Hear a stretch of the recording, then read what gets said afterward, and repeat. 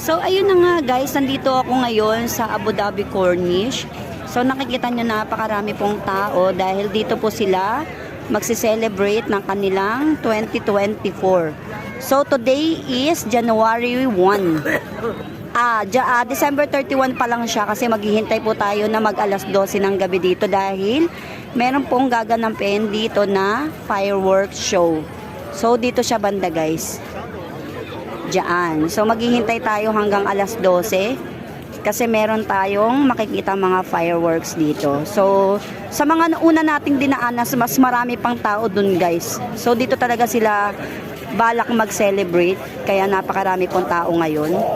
So i-update ko kayo mamaya guys sa fireworks nila dito. Sobrang ganda kasi dito ng fireworks kaya dito po ako magse-celebrate ng aking New Year sa Corniche, Abu Dhabi, United Arab Emirates. Happy New Year!